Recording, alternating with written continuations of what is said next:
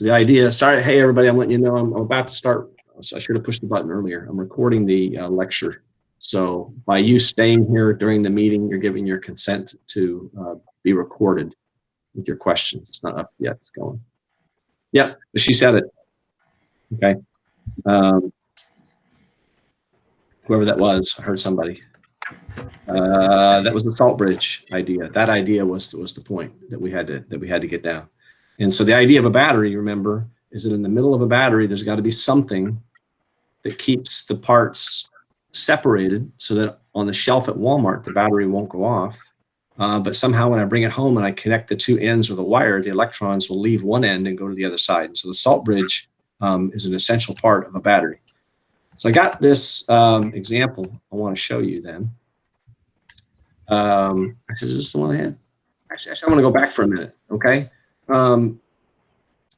Stop it. I don't know if y'all have seen this part, but take a second to remember where we're at. Do y'all know where this location is on the bike path on College Avenue? Okay, so this is the part where you cross the bike path and Walgreens is on this side and UCA, UCA is on this side, right? And so next time you go to the bike path, which is a good thing to do, okay, social distancing, you should go, and they're gonna have this sign right there. So remember, we got a quiz and we got a test coming up, all right? So, I could give you a sign like this and I could ask you, what in the world does that mean? What the heck does that mean? Don't remember our words from before? We have from before? What does the word cathode mean? What does the word anode mean? Because that's related to that picture. Check your notes. Cathode. When you see this word, what are you supposed to think of? When you see that word, what are you supposed to think of? Reduction. Which one's which? Cathode is reduction. Mm-hmm. And anode is oxidation. Has to be, doesn't it? Right? Doesn't it have to be? And I always remember, like a red cat. Reduction occurs in cat. I don't know if that helps you or not, but that's how I remember it. Okay, so with that in mind, let's go back. What are they talking about? Because it's protection. In other words, somehow they've got electrical wires tied to gas mains. And why would you do that? Come back to our picture. I'm going to draw a picture. Here's a pipe. A pipe in the ground, right? And this has natural gas in it. And the gas is going to people's houses, right?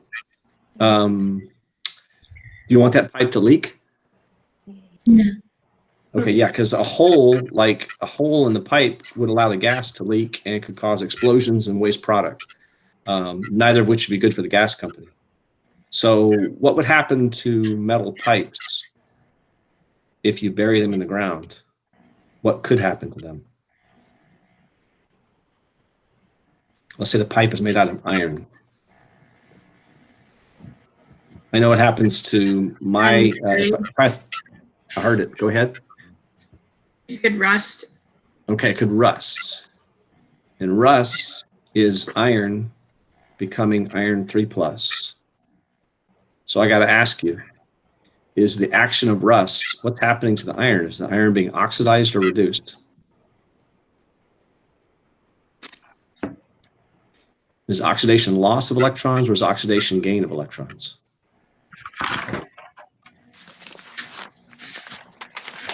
Electron something, and this one is electron something else. Oxidation. Which one's which?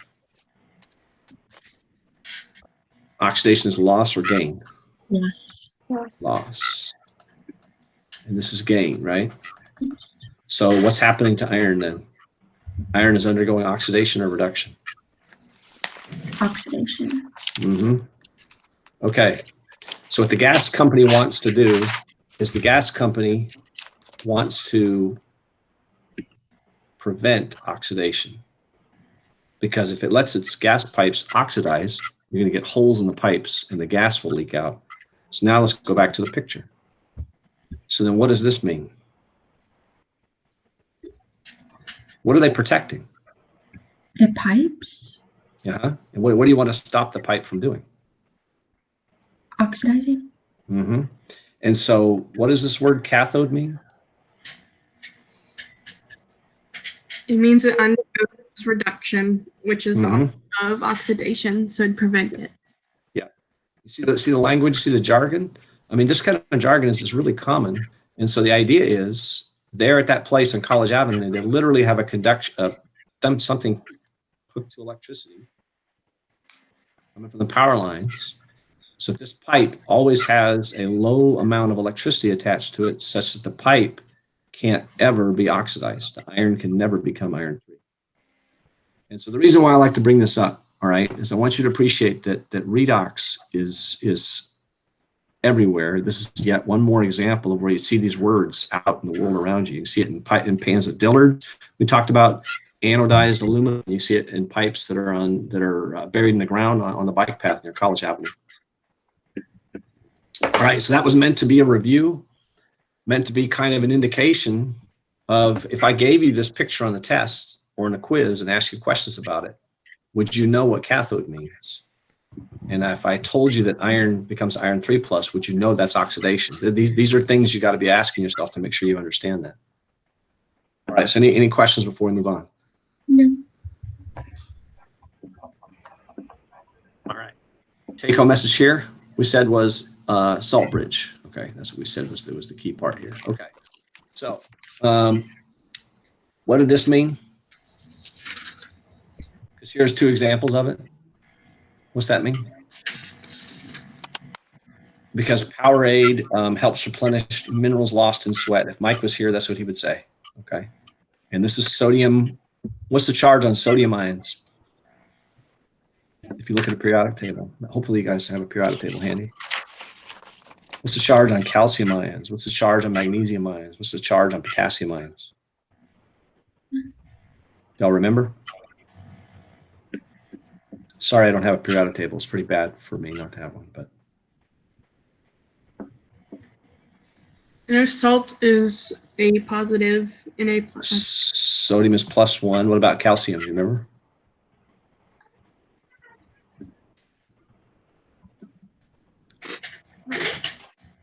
So calcium is right next to magnesium, is right below magnesium. Is it +2? This is +2 family. What about magnesium? Same family. Calcium's right below it. What charge does this guy have? In the same family as calcium. +2. And what about potassium, which is right below sodium? Sodium's just above it. What's the charge on potassium? +1. Yeah. And so this Powerade has got all these ions in it. And those ions, if you went to their website, they would say those are electrolytes. And we talked about what the word electrolyte has to mean to you. Okay. And I was trying to make that point on this slide back here. When you see the word electrolyte, there's a phrase that should come to mind. Something about ions. Isn't it that they are mobile? Yep. And that might sound like a subtle distinction, but I want you to contrast the difference. When the ions are stuck in the solid, they can't move around. But when it dissolves and it gets pulled apart one by one by one by water molecules, now each of these ions is free to go its separate way, and they're mobile. And so an important part of an electrolyte is electrolyte has ions, but it has ions that are mobile, able to move around on there. All right, so here's another kind of a favorite application of this. What in the heck does this mean? Surely you've seen something like this on a product that you bought, like on a toaster. They'll put it on a toaster so you don't make toast while you're sitting in the bathtub. If you buy a hair dryer, you know, don't blow dry your hair while you're sitting in the bathtub. Well, what are they worried about? Being electrocuted. That's right. Okay. Why? What's in the Because water? electricity travels from the source through the wire and then into the water. Into the water. But it'll only do it. And if I had something I could show you this, but we weren't able to do a demo. I was going to show you this demo. Water by itself does not conduct electricity. So in other words, within reason, if you had ultra high purity water, it does not conduct electricity. But most of us know that as soon as you sit in the water, salts are going to wash off your body, right? Most of our water is not pure that comes out of the tap. And so this solution right here, the problem with it is that it contains these mobile ions. And so when you drop the hairdryer in there, it will allow electricity to conduct through the solution. And unfortunately, if your body is there, you're in trouble, right? So the reason that this works, the reason that this warning tag is on here is the presence of electrolytes, which can cause a solution to conduct electricity, okay? So you either need it in your body, physiologically, or it's also related to how people can get electrocuted in solutions, sitting in water, in pools and things like that. All right, so have we beat that horse to death? Y'all got that idea? Okay. All right. Hold the lines. Okay. All right. So let's go back to this picture again. All right. So take a second and get your bearings on what this was. And I want to pause for a minute. I want to show you this in action. Okay. I actually have a video of this. One of my students some years ago did this. So let me. You see, this looks like a family heirloom kind of a thing. All right. So I'll play the little video.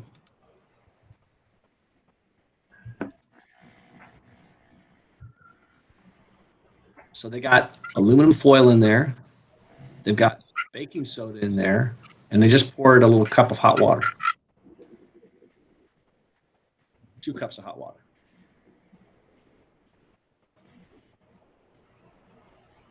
And so you got to remember,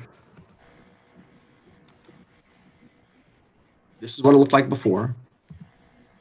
They put it in the cup. There's a little ball in there with some aluminum foil and baking soda. And they poured hot water in on top.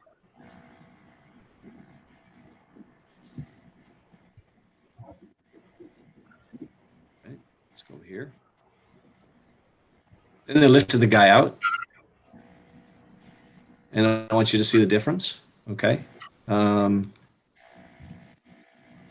Here's what it looked like after. And I don't know if you remember how tarnished it was before.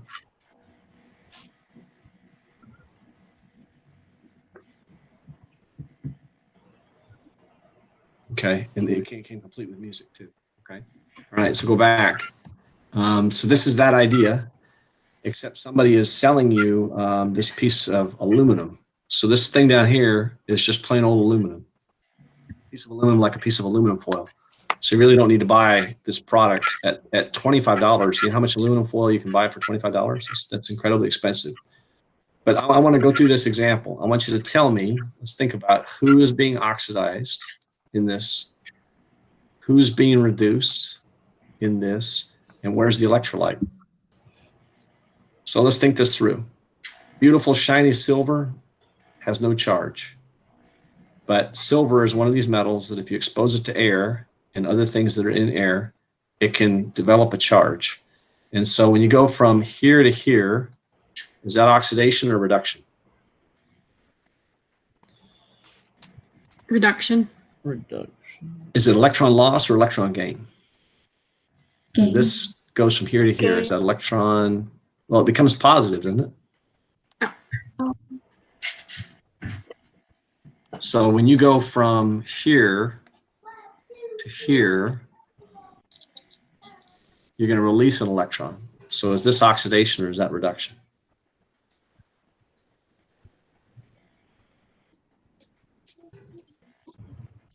Oxidation. Yep, because electron loss. Okay.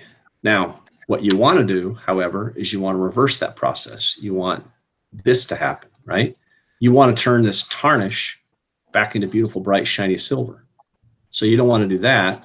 What you want to do when you buy this product is you want my silver ions, which is part of the tarnish. You want that to become silver, beautiful, shiny, solid again. This process right here is this oxidation or reduction.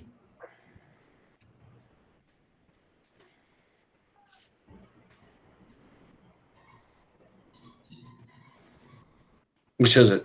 This process right here.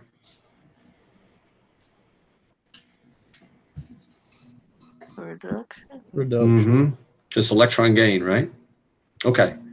So if you buy this product, who is being reduced, the silver or the aluminum? If you use the product as described.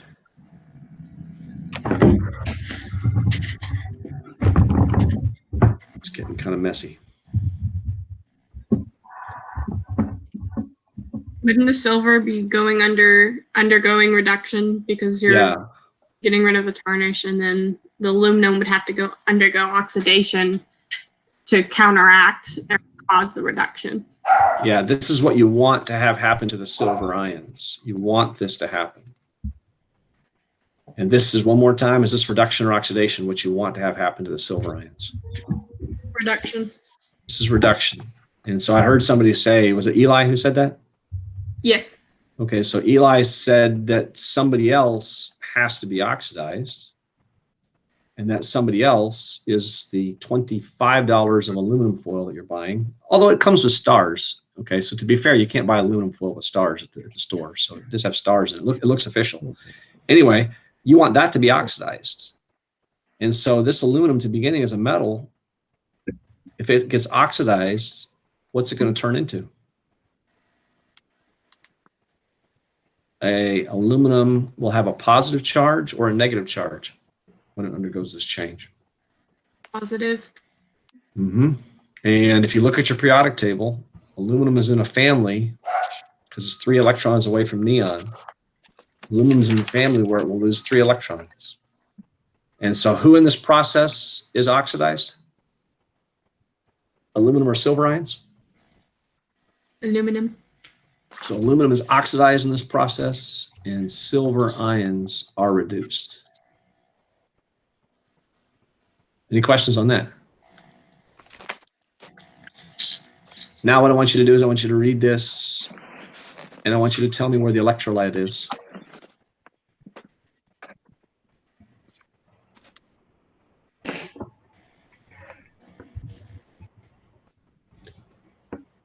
Because this has got all the parts of a battery. Doesn't look like a battery, but it is. Where's the electrolyte in this paragraph?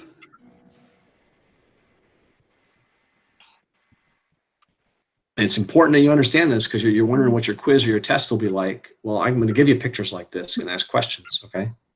It's in the water because you added the salt. Yeah. What thing in this paragraph is screaming electrolyte? So I heard it. This right here, right? That guy will have ions because a compound that is a salt is an ionic compound made of ions. And the ions solid, once you dissolve it in water, becomes ions aqueous. And as soon as they're aqueous, they're separate. And they're mobile. And so there's your electrolyte. It's got all the parts that we talked about. All right, any questions on this one before we go? Because we're going to go look at some real batteries now.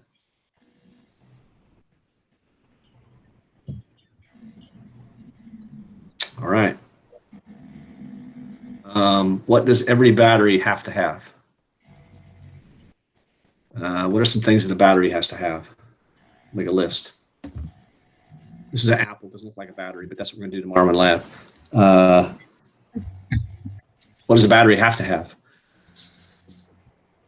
What kind of reaction does it have to have? oxidation Okay. Oxidation only? and reduction. And reduction, right? Because remember how we had the yin and yang thing, right? That you can't have one without the other. You got to have both. So you got to have both. We're going to call that redox for short. Okay, it's the shorthand notation. What else? It's got to be redox. A salt bridge. Got to have a salt bridge. And what's the purpose of a salt bridge? To keep it from reacting before All right. So, ready to yeah, use. let me write this down. There's 2 things. Okay, keeps it from reacting. Keep reacting in check until you're ready to use it, right? Because when you buy the water battery at Walmart, you want it to work. And then there's another idea, though. So it separates the parts of a battery. Does a salt bridge have to conduct electricity? Yes or no? That's a black or white question. Yes. Yes. It's also got to conduct. And what makes a salt bridge conductive? The same reason you don't make a toast on the edge of the bathtub. What was that $10 word that means mobile ions? Electrolyte. Yep, right. So a salt bridge has got to have an electrolyte. Got to have those parts. Okay, so here's a summary of my list. You got to have redox, right? Can't have one without the other. Why do the half reactions have to be separated? Why can't they just be in contact with each other? Because that makes it more So expensive. the reaction doesn't immediately occur. Yeah. There are reactions. There are millions of redox reactions that are happening every day, every second, happening in your body and happening everywhere. And the only difference between that and a battery is a battery separates them so that the only time that reactions will happen is when I plug it into my cell phone and turn the switch on, and the flow of electricity allows the reaction to happen. Finally, you got to have a salt bridge, right? You got to have the two parts have to be electrically connected. So let me ask this question. Tomorrow in lab, you and I, well, you can watch the video now, you and I are going to put a piece of zinc metal in an apple, and we're going to have a piece of copper in an apple. Where are these parts? Because this guy will be a battery. Maybe you've seen those stories where people can run clocks off potatoes or fruit, right? Like fruit batteries, science fair projects, things like that. And this is a battery. I mean, how is that a battery? So first question, do you have a redox reaction? And that was a little bit of a stretch, but I'll tell you that this can happen. Zinc is a metal that very easily likes to do this, and copper is an ion that very easily likes to do that. So with this setup right here, do we have this?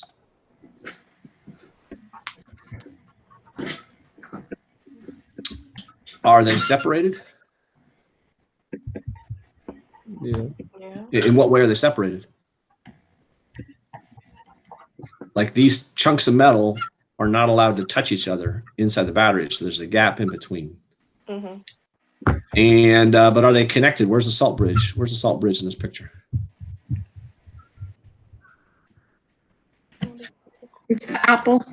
Yeah, what's some of the nutritional benefits of apples? I mean, it's got sugar in it. It's got a little bit of protein, but it's also got minerals, doesn't it?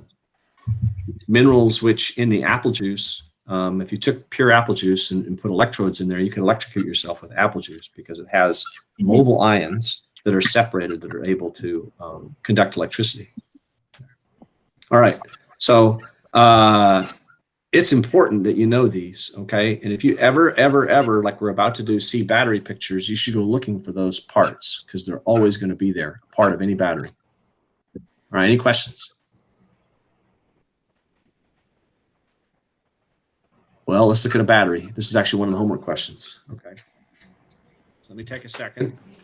Why don't you take a second? This sounds like a good quiz question. And why don't you come up with answers to these questions? Here's the picture. They're showing you which way electrons are flowing. That's important. Don't worry about the number. The number doesn't matter right now, okay? Who's being oxidized and who's being reduced in this reaction?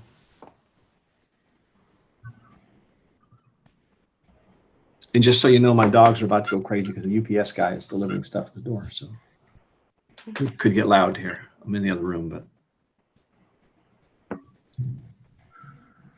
All right, let me go see who's here. Does anybody want to be called on? I know you're saying, no, I'm going to leave the meeting. No, let's see here. Matt, you want to be called on? You want to give me one of those? Which one do you think? I don't know. I wasn't very good at doing the half reactions. I'll tell you what. Okay. So Matt brings up a good point. All right. So everybody, let's start with.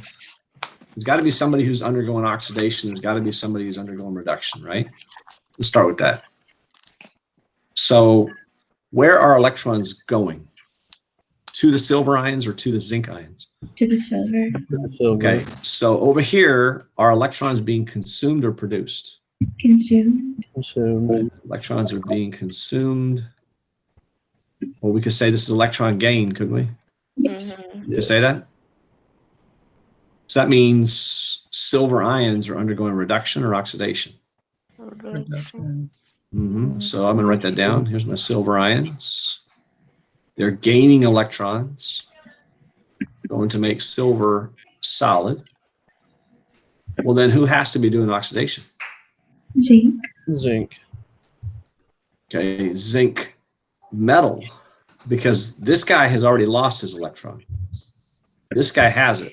And I hope you all remember, right, the importance of whether there's something here or not there. But when there's nothing there, that means it's an atom. It has no charge. When you see the charge, that means it's an ion. It's already lost its electron. So what do we write here for the oxidation half reaction? Zinc's going to become what? Zinc 2 plus. Mm-hmm. And then what else? Plus the little electron. How many? 2. Uh-huh. And if I added those up, we don't have to on this problem, but if I added them up to get the overall reaction, how do I combine those two? Yeah, is that where you find the least common or the common multiple? Yeah, yeah. So what is the common multiple of 2 and 1? 2. Okay, so what do I have to do to bring these together? Multiply the bottom or the reduction by 2. By 2, and that'll make my electrons will cancel. I'll end up with 1 zinc, 2 silver ions, goes to make 1 zinc ion. Oh, sorry about that. The pins. Okay, 1 zinc ion and 2 silvers. How are we doing with that? All right. Who's the anode? Zinc or silver? Or zinc. Mm-hmm. Because this is where oxidation is happening. Oxidation is happening here. Oxidation happens at the anode forever. Who's the cathode? Silver. Silver. Mm-hmm. Reduction is where the cathode happens. Let me ask you a question. You see this phrase right here? What happens to this electrode over time? Gosh, this is a good quiz question. Does that electrode get lighter, heavier, or doesn't change at all? Lighter. Okay, I heard a vote for lighter. Who said lighter, and why do you think so? Because of oxidation. Keep going. So I agree with everything you're saying. Is that Maddie? yes. Okay.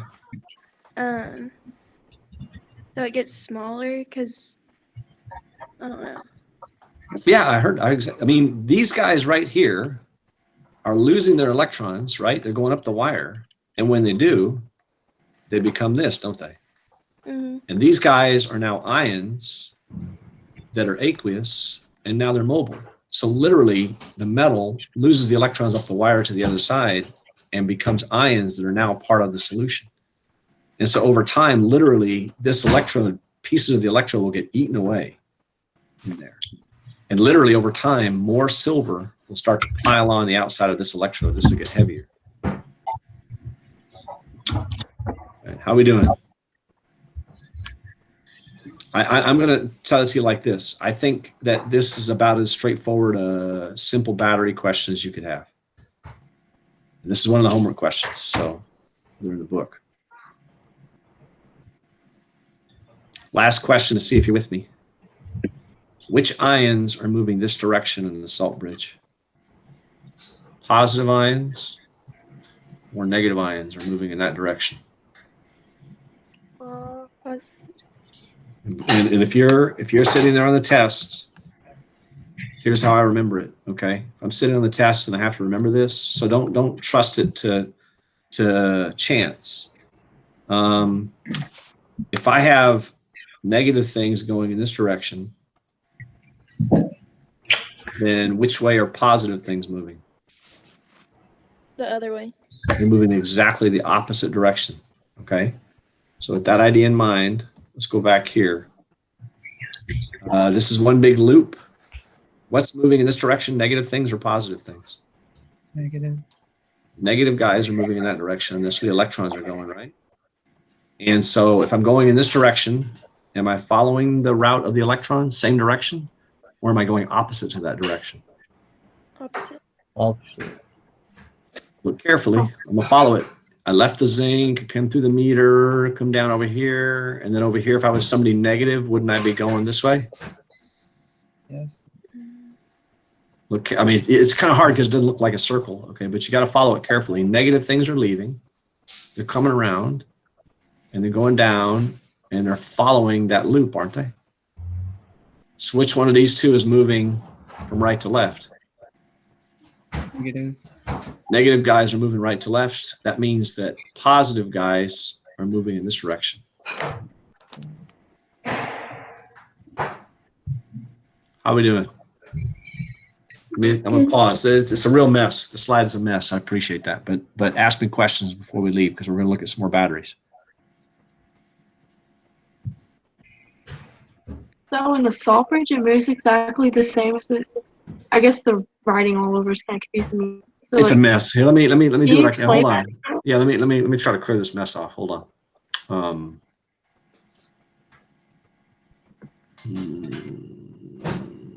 Erase all ink on the slide. Okay. Is that better? Okay. Let's try it again. Yeah. So here's how I keep this straight. In other words, I don't ever trust. I always draw a circle, and everybody in the room should agree that negative guys are moving in that direction.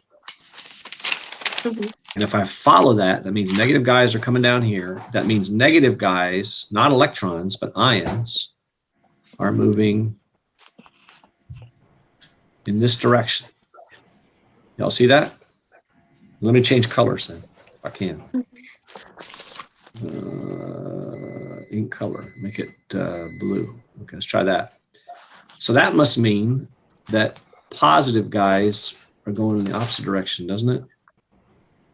Because positive things move in the different direction of negative things. That means positive things, there are no positive things here, but positive things will be moving in this direction. That means positive things would be moving in this direction.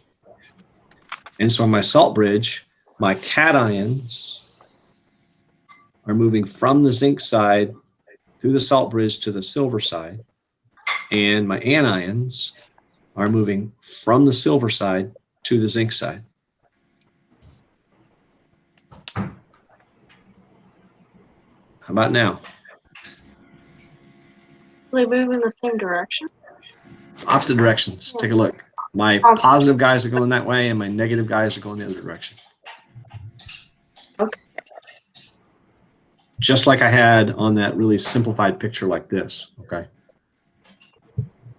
I got negative guys going one way, and I got positive guys going the other way.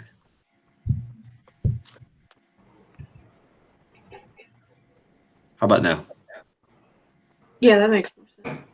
Okay, let me go back. What the heck is this? I don't know if you read about this. They talk about it in the book, but there's a really nice stuff online. You should go read this.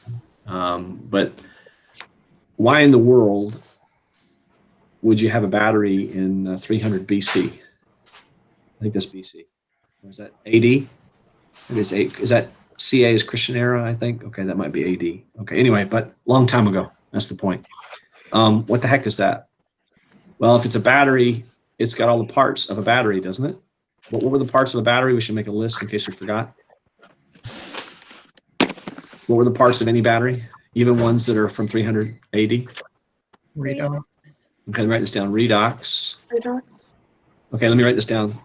It turns out that iron, metal, and this is a piece of iron, will become iron ions plus 2 electrons.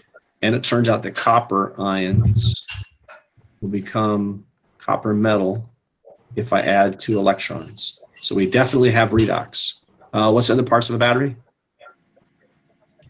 There's a separation between Okay, separated. Let me write this down. Separated half reactions, right? I don't know if you can see it, but do you see how these are? I mean, this is close, but it's not touching. Do you see that? And I don't know how they sealed it up here. They probably used some sort of cork or wood or something like that in order to keep this iron from touching this piece of copper that was in the middle of it. Okay, so that's definitely true. What else do you have to have? Electrolytes. Yep. And where do the electrolytes have to go?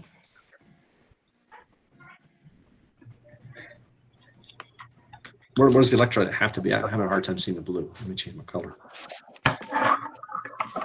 A soluble substance. Yeah, but does the electrolyte, where in the battery would you always expect to find the electrolyte? Would you expect it to find it on one side or the other, or in between, or something like that? Or what would you expect to find it? In the part that's separating the halves. Yeah, and so here's my iron. This piece right here, I guess, is the iron. This right here on the outside is your chunk of copper. If you are making this battery, where would you put the electrolyte? No, If you empty space between the copper. not out here, yeah. If you put it out here, which metal doesn't touch it if it's out here? Iron. The iron. But if I put it in here, right in here, then this piece is swimming in the same electrolyte that the copper is touching. Do you all see that? And if you read about this battery, they said that there's evidence that the thing contained fruit juice or wine, which they certainly had back then. Does that sound familiar?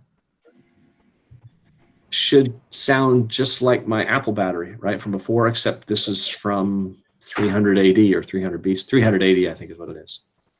So the point is, electrolytes, you bet. The point is batteries, which have apparently been around for 1,000 years and more, all have to have these parts. Now that begs the question, what in the heck are people doing with a battery in 300 AD? Because I don't think cell phone towers were invented then, and Netflix wasn't even around back in 300 AD. So what would you do if you had electricity? But that's another thing for archaeologists to figure out. But I like this as an example to illustrate that no matter where you find a battery, you always got the parts, okay? Parts of any battery.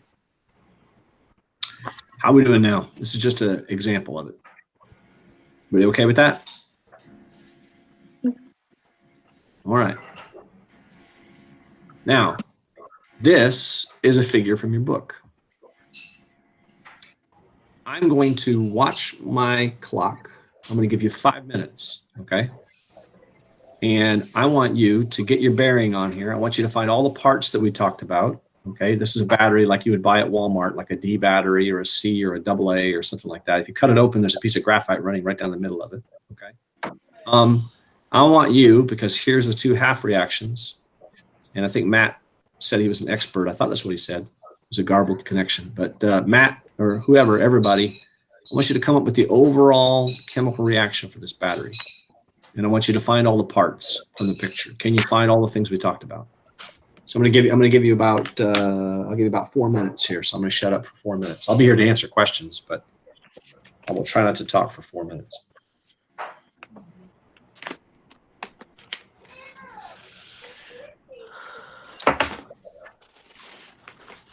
If you're wondering what your quiz could be about, I can give you one of these kinds of pictures unlabeled and have you start to label the parts.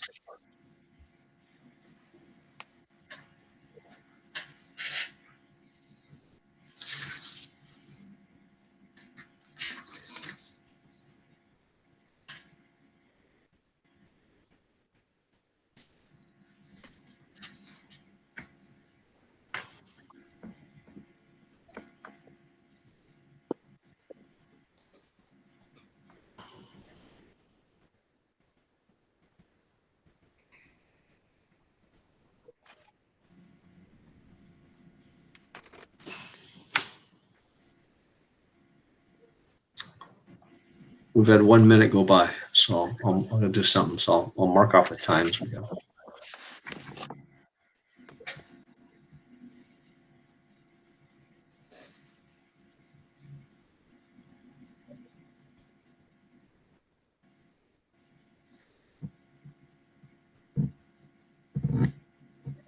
Had 2 minutes go by.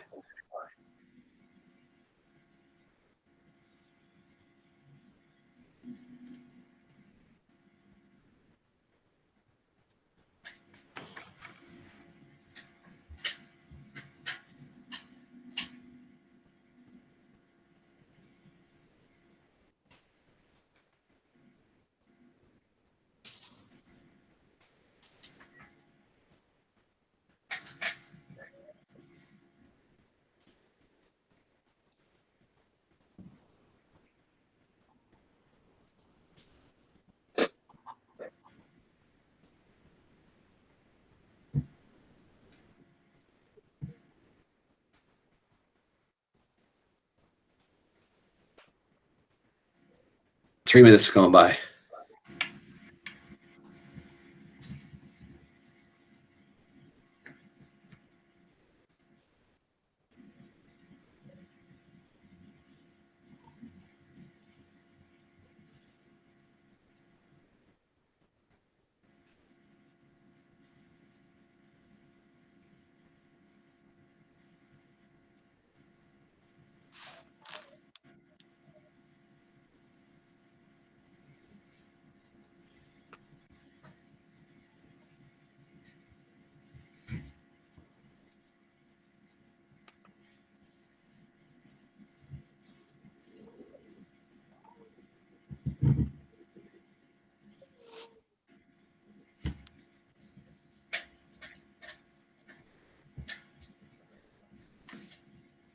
All right, according to my timer, that's 4. That's it.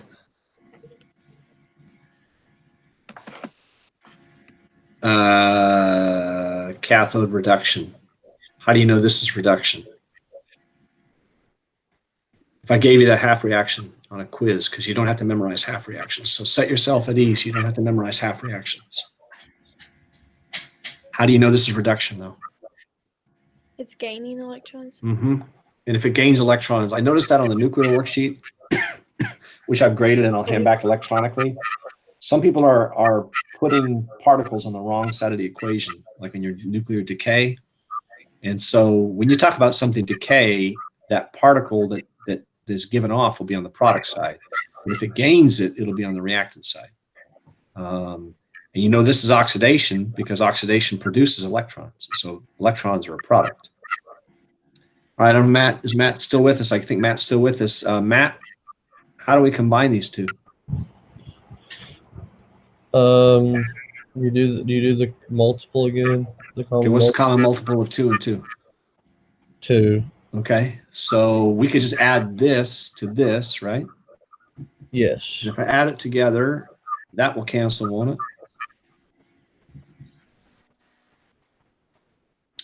And look carefully. What was the name of this ion? Do y'all remember from the quiz?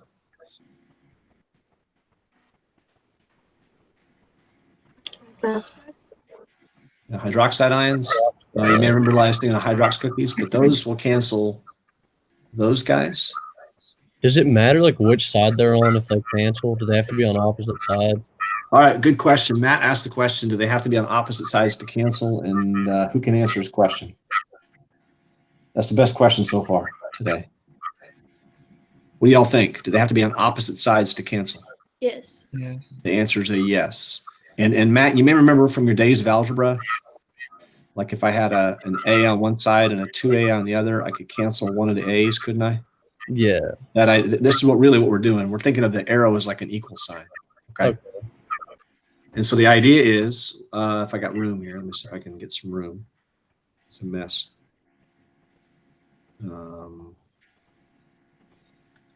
Okay.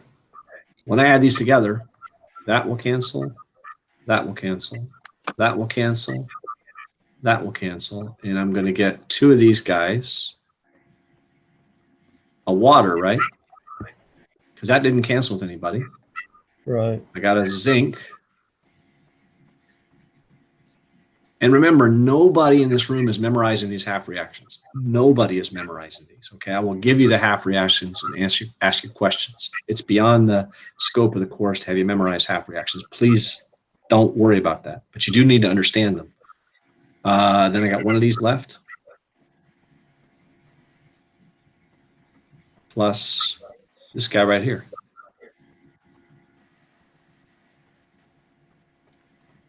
And let's pause for a minute. Is this mess balanced? Look at it carefully. It should be if we did it right. 2 manganese, 2 manganese. 1 zinc, 1 zinc. How many total oxygens on the left? 5. 5. Yeah. There's 2 and 1 is 5. There's 3 and 2 makes 5, right? How many total hydrogens on the left? 4. Careful. 2. Oh, 2. You agree, Dylan? Yes. Was that Dylan? I thought it was Dylan. Okay, yeah, 2 there, right? And then there's 2, right?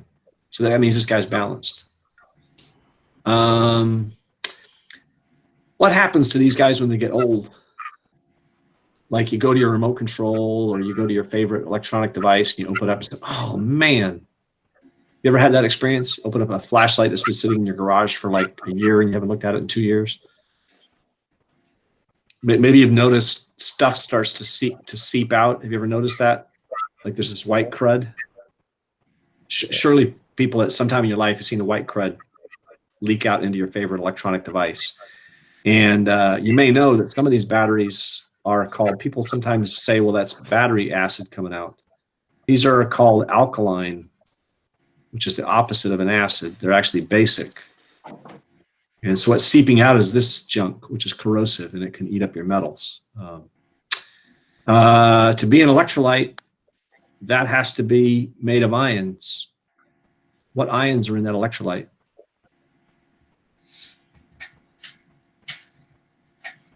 What's the charge on potassium if it was an ion? Negative. Look at your periodic table. It's a metal.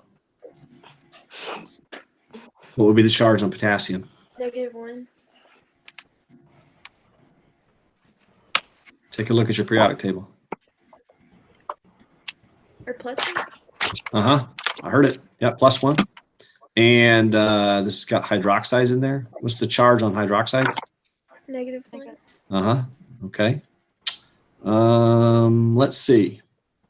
So if I draw a picture, which way are electrons going? Electrons are going down on this rod, and then where do they go? They come off of here, and they do this chemistry right here at the paste. And where's the zinc on this whole thing? Kind of hard to see, but it's on the outside right here is where the zinc is, on the outside. So some really intelligent person, when they design batteries, they put all of this chemistry in a nice, neat little package, but it's got all the parts. Where's the salt bridge that separates the zinc from the manganese? The purple or the red is the salt bridge. Can you see it? It's purple. This is my salt bridge right here. And you can see how it prevents this part from touching that part. It's right in between, right? All right, any questions on this battery?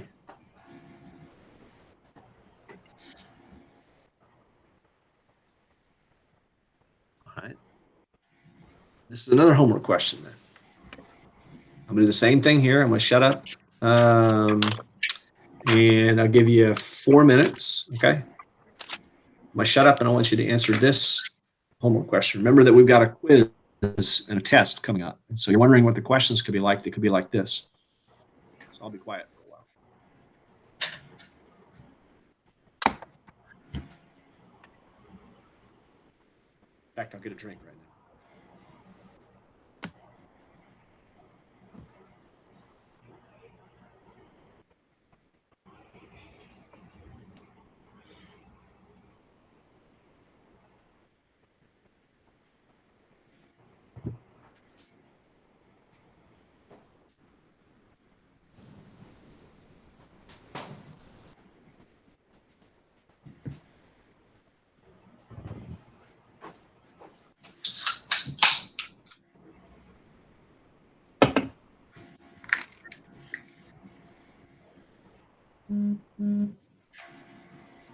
Okay, we had 1 minute go by.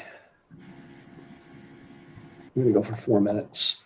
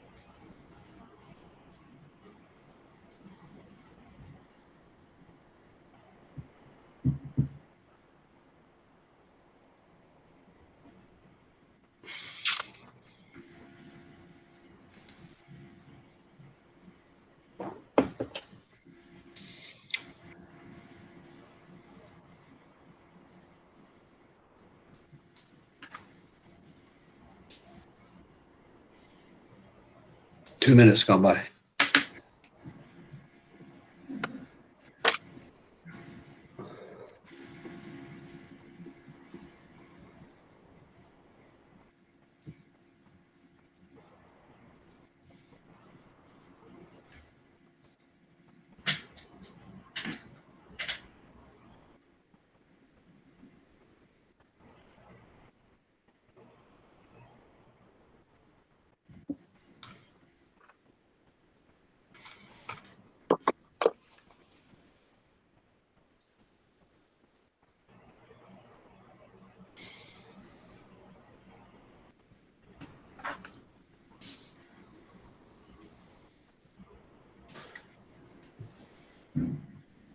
Three minutes.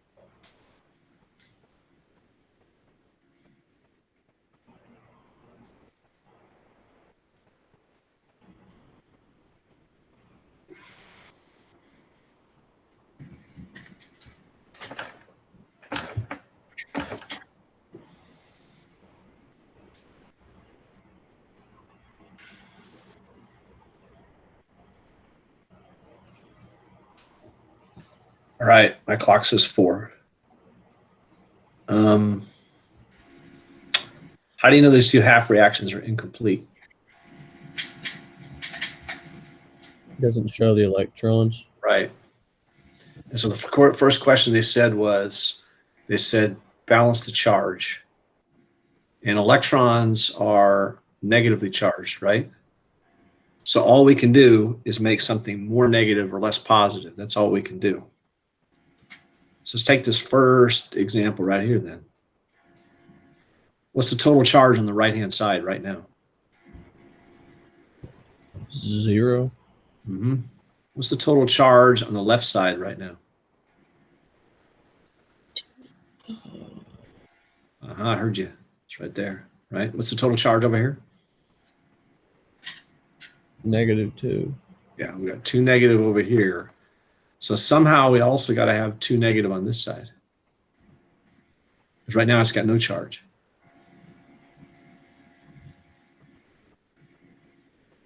So which side do we put electrons on?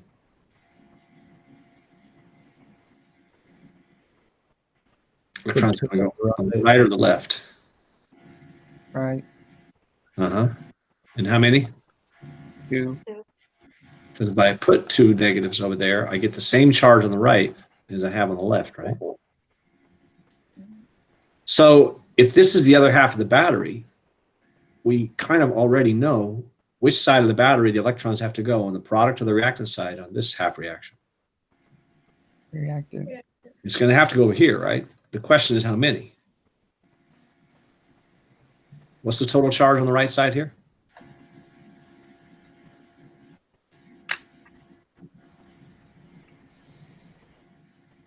What's all the charge if you add up all the charge on the right side? 0. Uh-huh. 0. So somehow we got to make 0 on the left side. What's the charge here? 0. Mm-hmm. This guy right here? -2. 2 This negative. guy right here? Total? What's the total here? 4. 1. Well, it's 1, but I got 4 of them, right? So that's 4 positives and 2 negatives. How many more negatives do I need so that I get no charge on the right and no charge on the left? How many electrons do you need? 2. Yeah, because let's try it. 2 negatives and 2 negatives makes a total of 4 negatives. And those 4 negatives will advance, exactly cancel out the 4 positives. Questions on that? All right. Which one of these two is oxidation? Top one or the bottom one?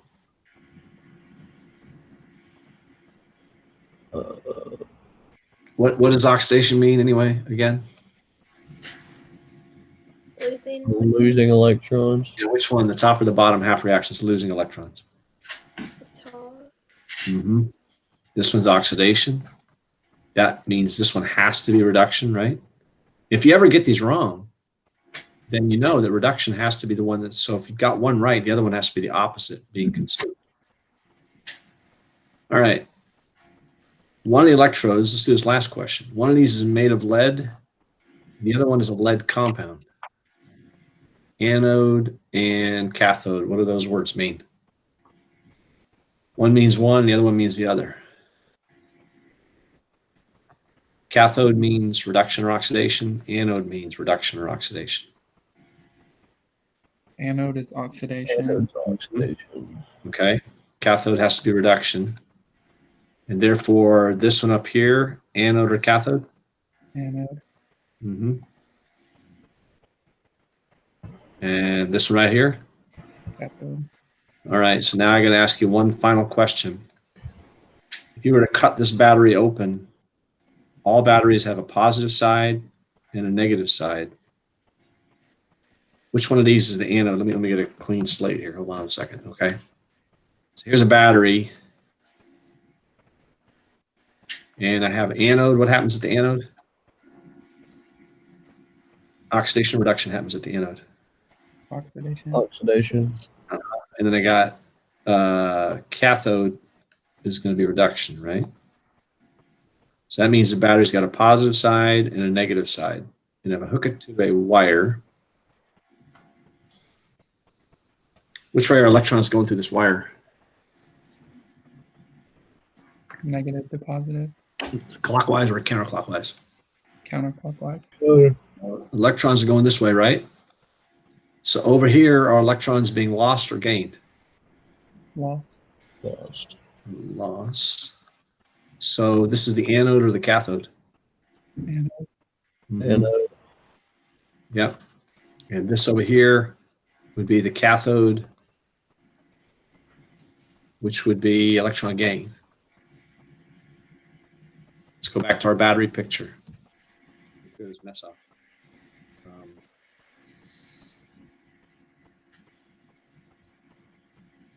All right, this was plus 2 electrons, right? And this was plus 2 electrons. Which one of these, this one or this one, is the positive electron? If I was to cut my battery open. Is the positive electrode where electrons are going to, or is the positive electrode the one that electrons are coming from? Going to. Going to. So which one of these has the electrons going to it, the first one or the second one?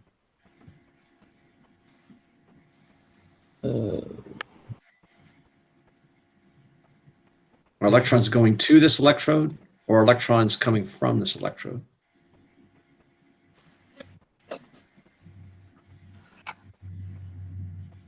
Going to.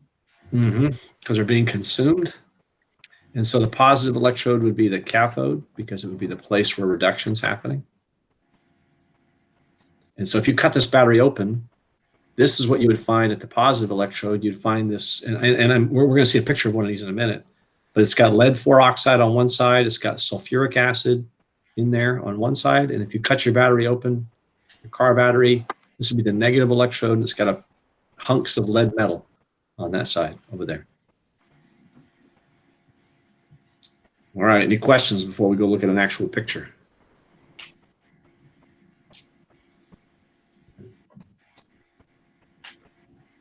All right. Here it is. Here's a picture of one of these, and I'm assuming everybody knows what this is, right? This is your car battery. First question, why in the world is the thing so heavy? Have you ever picked up one of these? They're about 25 pounds. Why in the heck is it so heavy?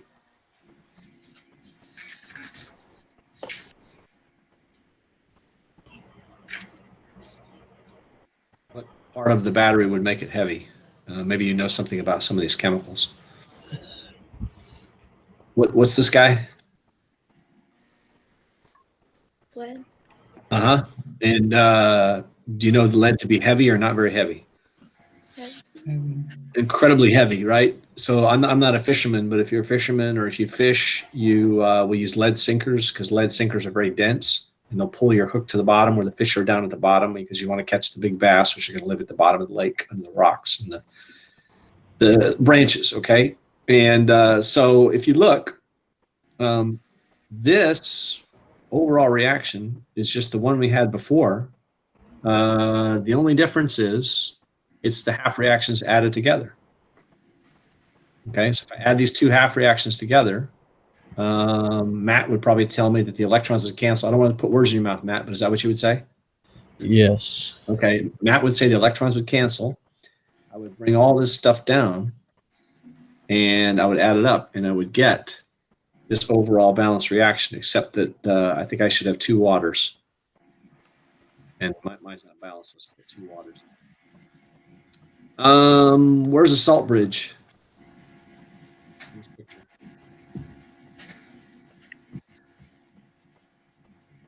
Because if it's a battery, it's got a salt bridge separating the two parts.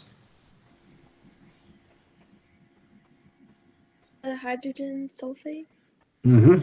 This guy right here. And what clued you in that this is the salt bridge? Electrolyte. Yep, right. That means salt bridge. Yep. Can you tell that the parts of the battery are separated? Look at the picture carefully. Can you see that they're separated or not? Mm-hmm. Yeah, it's really clever engineering. I mean, you know, the people who put these together, because this is, you know, I hope you appreciate how long lead storage batteries have been around. They've been around for, probably over 100 years because they're such a reliable thing. And you know, right now, if you have a fancy car like a Tesla, you don't have lead storage batteries. You got something else, lithium batteries in there, which we'll talk about. But it's still got all those same parts. But do you see how these aren't connected, right? See how the thing that's positive is electrically isolated from the thing that's negative, which is the blue, but what's swimming in between is the sulfuric acid. This is the stuff that will eat holes in your clothes if you get it on your skin, okay, or on your pants. So if you've ever worked on a battery, you want to make sure you wash that off because that's some pretty nasty stuff. And the lead is toxic as well. So, okay. What the heck does that mean?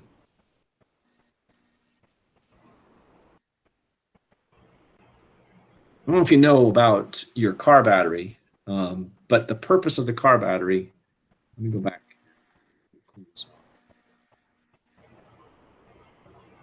This is the genius of these things, okay? The purpose of the car battery, it's got two things that are important. It has to start your car. And how does a car work? What happens in a car to make the wheels turn? If you were to describe that to somebody, gosh, that's a good final exam question. What happens in a car to make the wheels turn? You know, I'll just remind you, I went to Texaco. I pulled in. What's the most important thing that you buy at Texaco besides taquitos and a big gulp?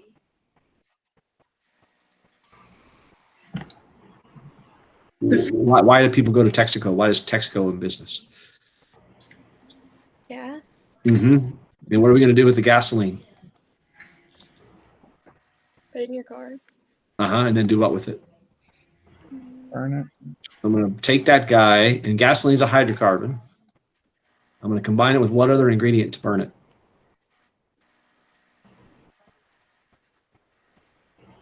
What do you have to burn gasoline? Or to do any combustion reaction, when you hear the word combustion, which I think Dylan said burn it, which is another word for combustion. Oxygen. And in a perfect world, what will come out of the tailpipe of my car? In a perfect world. Hydrocarbon, remember, right?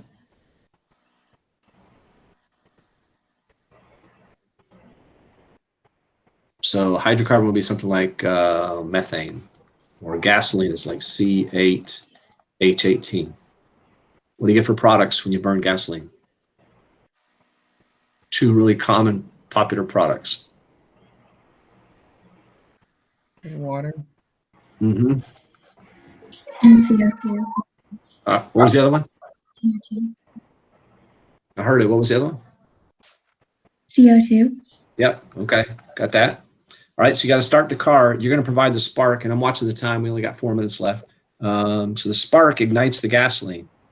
Don't you have to keep the spark going, right?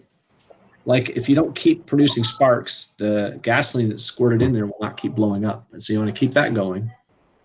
And so your car battery, the only purpose of your car battery is this part right here. And so some really clever person said, if you look back in the old days, people would get in front of it and they would have that little hand crank, and it would crank it, and that's how they would start their car. And that's before the days of batteries. And then somebody said, probably had people getting run over by their car too many times, and they said, why don't we put a battery in there, which will provide the spark, which will start my gasoline, but then I got to keep it sparking. And to keep it sparking in your car, you have a thing called an alternator. The alternator is a little electrical generator that provides the electricity in order to keep those sparks firing. And so if you go back to your car battery, we'll end on this note, and maybe what I'll do is I want you to, because we're going to talk about recharging batteries. Okay? This whole idea, this is the genius of a car battery, because one of these batteries will last 5 years at least, which means for 5 years, I've driven 50,000 miles and I've used the same battery for 50,000 miles, which is remarkable. And the way that it works is this whole idea of recharging it. All right. I think I'm going to end on that note. I want to remind you of a couple of things, right? Don't forget that we got lab tomorrow. Okay. If you're fine and you don't have any questions, that's fine, but I will be right here at this link answering questions about the lab. These are the data that you're supposed to watch for tomorrow. I will be here at 8 o'clock tomorrow as well. Okay, you can join me right there if you have questions. And our quiz, what we'll do is we're going to have normal lecture, and the quiz will be in the afternoon. I'll post it. It'll be set up in the afternoon for you to do it on Thursday. Okay, and the information about where to hand it in will be right here as well. So we got any other questions before we call it a day? Okay, I'm gonna go turn off the recording. And this recording, Mike, because Mike said he was gonna watch the recording. This recording will be online later today. It'll take a while to get to YouTube.